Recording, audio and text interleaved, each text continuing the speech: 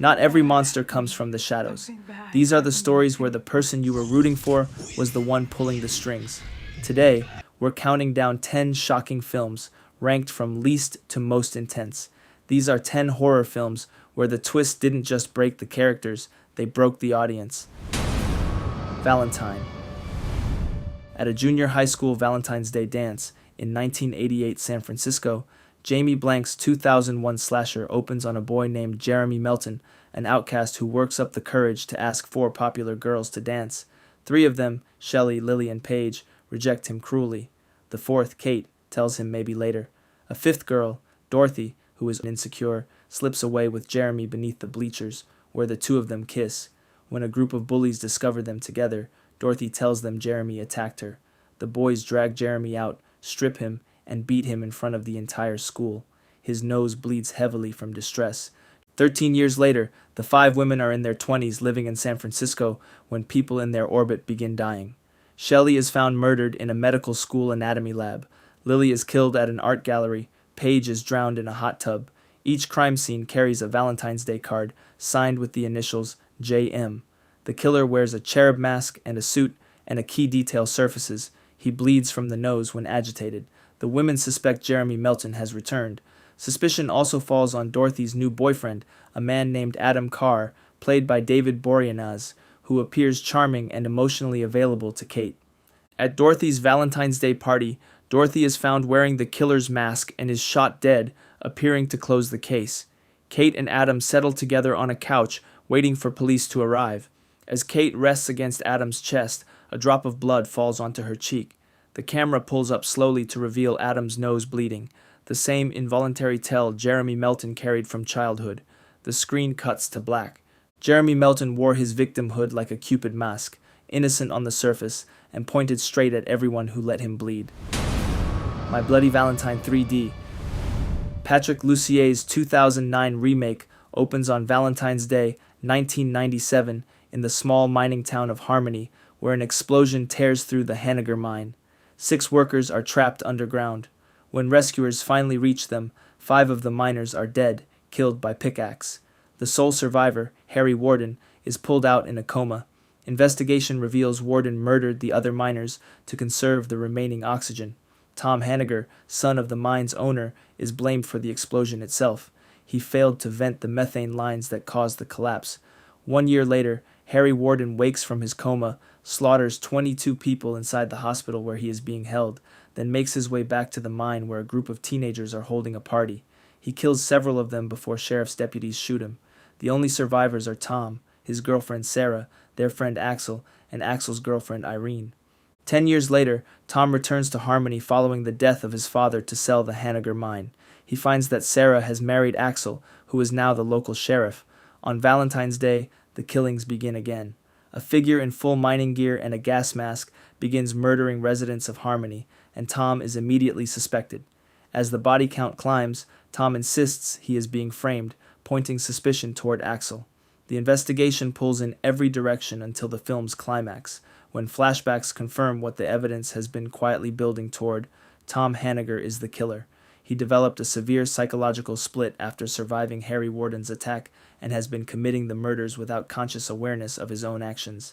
Tom Hanniger stood in front of a town that blamed him for the disaster, and the whole time the real reason they should have been afraid of him was already wearing a gas mask. Hide and Seek. John Polson's 2005 psychological thriller opens on New Year's Eve in New York City, where psychologist Dr. David Calloway, played by Robert De Niro, discovers his wife Allison dead in the bathtub in what appears to be a suicide. His 9-year-old daughter Emily, played by Dakota Fanning, is asleep in her room and does not witness the scene. In the aftermath, David decides to relocate with Emily to a secluded house in upstate New York, hoping the change of environment will help them both grieve. Emily does not settle. She becomes withdrawn, begins drawing disturbing pictures, and tells her father she has made a new friend named Charlie. David assumes Charlie is an imaginary companion born out of trauma and does not intervene. Charlie's presence begins to leave physical evidence. The family cat is found dead in the bathtub, arranged in the same manner as Allison's body. The word "help" is scratched into the bathroom wall. A neighboring couple is attacked. A woman David has been spending time with is found murdered in the bathtub. Local Sheriff Hafferty investigates and grows increasingly suspicious of David. Each time something violent occurs, David has no memory of where he was or what he did. Emily watches her father carefully and says nothing. The truth surfaces when David reads his wife's diary and fully recalls what happened on New Year's Eve.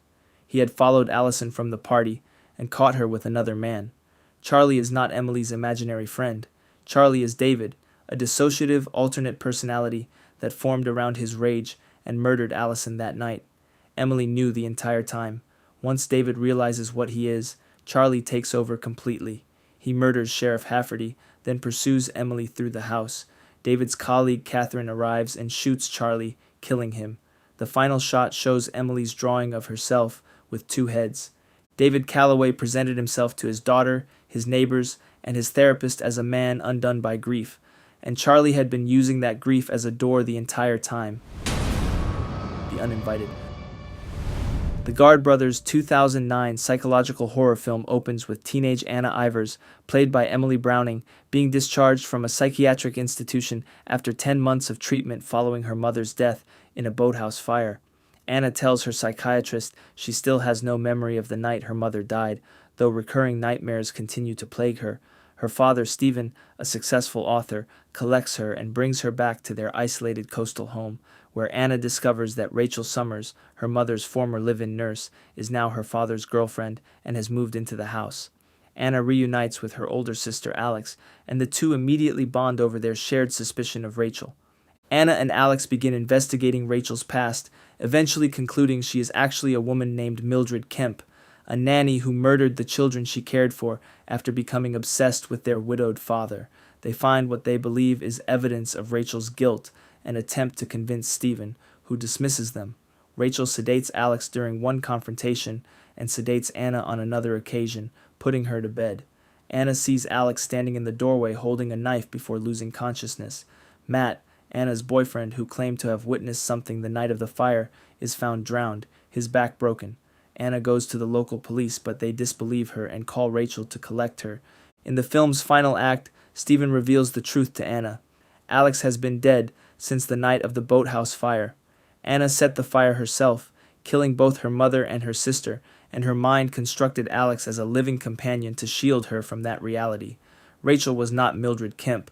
The murders Anna believed Rachel committed were carried out by Anna herself, guided by the hallucinated Alex.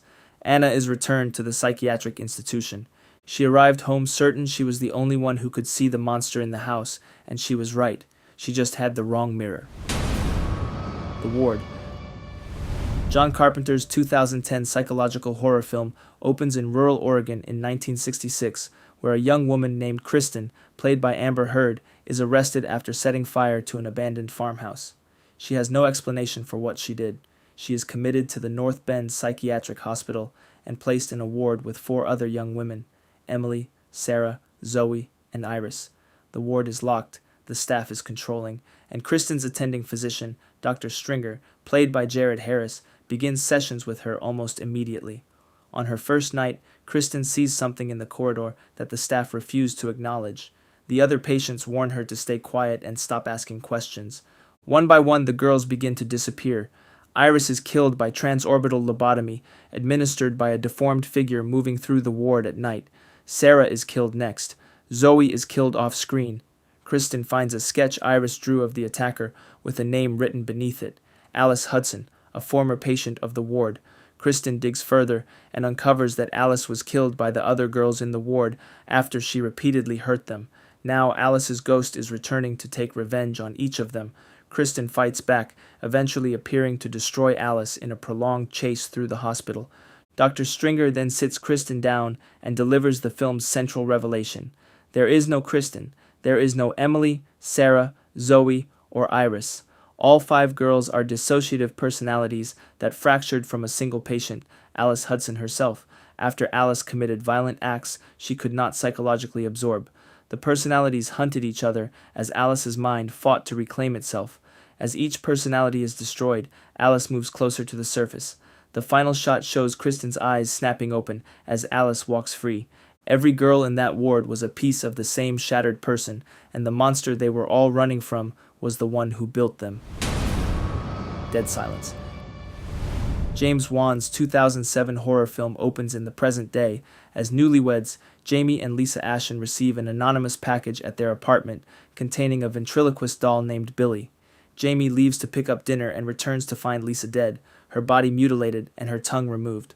Detective Jim Lipton immediately suspects Jamie and follows him as he travels back to his hometown of Ravens Fair to investigate the doll's origin. The town carries a legend about a ventriloquist named Mary Shaw who performed there in the 1940s. When a young boy in her audience publicly accused her of being a fraud, he was found dead shortly after, his tongue cut out. The townspeople hunted Shaw down, cut out her tongue, killed her, and buried her alongside her collection of 101 handmade dolls. The legend warns that anyone who screams upon seeing Mary Shaw will have their tongue torn out. Jamie investigates the graves and finds them empty.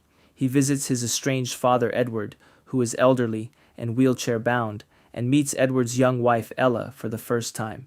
As Jamie digs deeper into Shaw's history, more people around him are killed, each found with their tongue removed.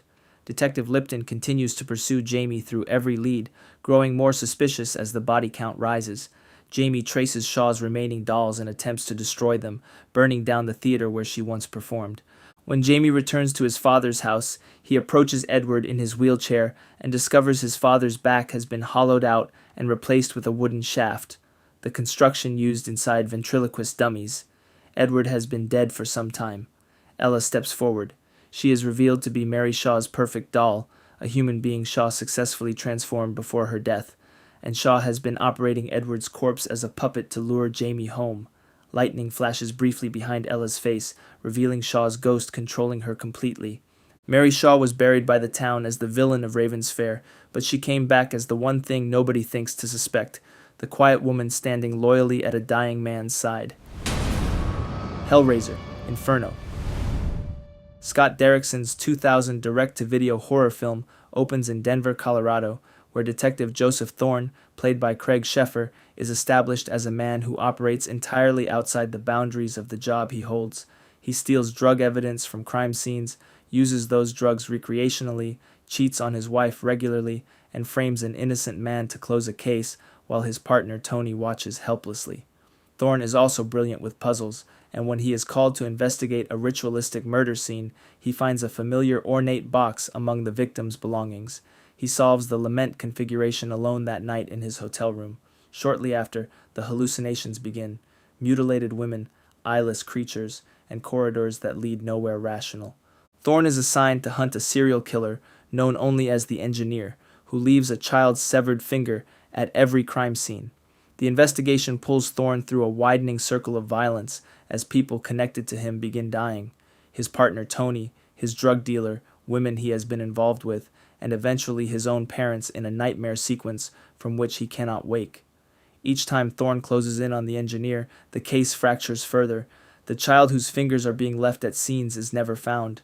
The killer's identity remains untraceable. A police psychologist named Dr. Gregory, played by James Remar, who has encountered the puzzle box before, warns Thorne that what he is experiencing is not an ordinary investigation. In the film's final act, Pinhead appears and delivers the revelation directly. Thorne has been in hell since the moment he solved the lament configuration. Every murder, every lead, every hallucination has been a constructed punishment built entirely from his own sins. The Engineer he has been hunting is a reflection of himself. Thorne is locked into an eternal loop with no exit. Joseph Thorne spent years building a life where he was always the smartest man in the room and never the suspect, and hell simply agreed to keep it that way forever. The Midnight Meat Train. Ryuhei Kitamura's 2008 horror film opens in New York City, where a well-dressed, barrel-chested man boards a late-night subway train at midnight and methodically kills every passenger on board using a meat hammer and a butcher's hook. He hangs the bodies on meat hooks with the practiced efficiency of someone who has done this many times before. He wears a ring engraved with 8 stars. The film then introduces Leon, played by Bradley Cooper, a photographer who has been criticized by a gallery owner named Susan Hoff for not capturing the true darkness of the city in his work. Determined to push further, Leon begins wandering the streets at night with his camera, chasing the raw and dangerous edges of urban life. One night, Leon intervenes when a group of men threaten a woman in the subway, and he photographs the encounter. That woman is later found among the missing. Leon begins tracking a butcher named Mahogany, played by Vinnie Jones, photographing him and connecting him to a string of disappearances spanning 3 years. Leon presents his evidence to the police, who dismiss him entirely. His girlfriend Maya and their friend Jurgis investigate independently, breaking into Mahogany's apartment, where Jurgis is captured and killed. Maya goes to the police and is directed by an officer onto the midnight train.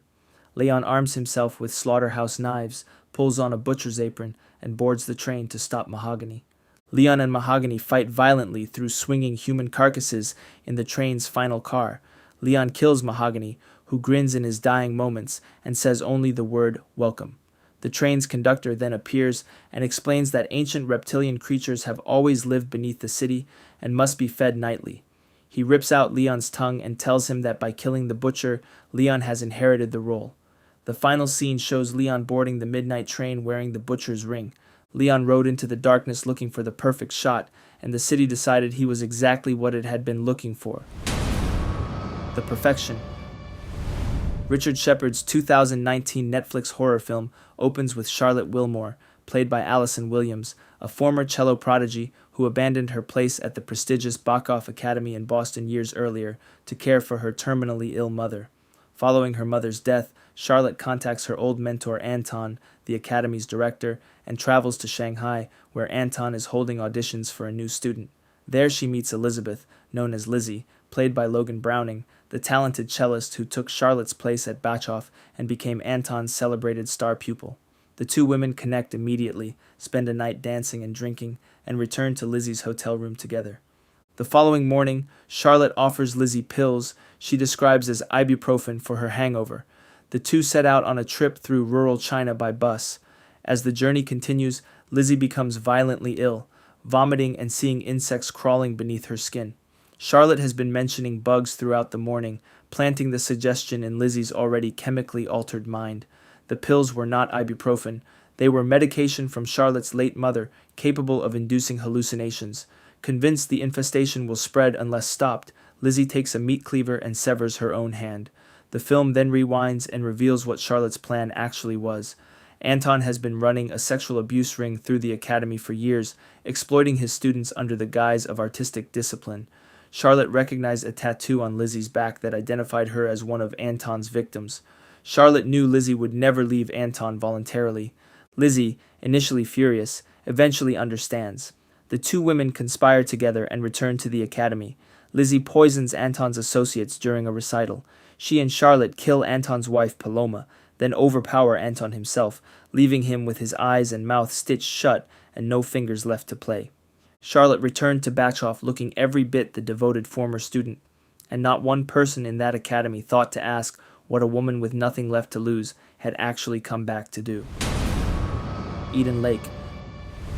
James Watkins' 2008 British horror film opens with nursery school teacher Jenny, played by Kelly Riley, and her boyfriend Steve, played by Michael Fassbender, driving into the English countryside for a romantic weekend at a remote lake. Steve has a ring in his bag and intends to propose. When they arrive, a gang of local teenagers led by Brett, played by Jack O'Connell, disrupts their stay with escalating aggression. Steve attempts to address the situation directly. The gang steals the couple's belongings, vandalizes their Jeep, and when Steve confronts Brett a second time, the confrontation turns violent, and Steve is overwhelmed. What follows is a sustained and savage hunt through the surrounding woodland. The gang corners Steve, ties him to a tree, and forces the younger members to take turns cutting him with knives and box cutters, while Paige films on her phone. Jenny watches from hiding, unable to reach him. She attempts to intervene, and fails. Steve dies from his injuries. Something shifts in Jenny at this point. She stops fleeing and starts fighting. She moves through the forest not merely to escape but to survive by any means the forest provides. She dispatches members of the gang in ways that mirror the brutality used against Steve, not incidentally, but with a coldness that the film holds on screen long enough for the audience to register what she has become. Wounded, she reaches town and crashes into a house where a party is in progress. A woman brings her inside. As Jenny recovers her senses, she realizes she is sitting in Brett's family home. His father, John, played by Sean Dooley, receives a call from Brett, who tells him Jenny murdered his friends. John and two other men drag her into a room and beat her. Brett is sent upstairs, where he deletes every recording Paige's phone holds of what the gang did in those woods, then puts on the sunglasses he took from Steve and stares at himself in the mirror. Jenny did not survive by staying the person she was. She chose, piece by piece, to become something the woods would fear instead. And that is the list. If you are choosing where to start, The Perfection is the one if you want a twist that reframes every generous move you thought you witnessed. Eden Lake sits at the top because it is the only film here where the hero watches herself become something unrecognizable and makes every choice to get there herself. Drop a comment telling me which reveal hit you hardest. Hit like and subscribe. More horror breakdowns coming soon.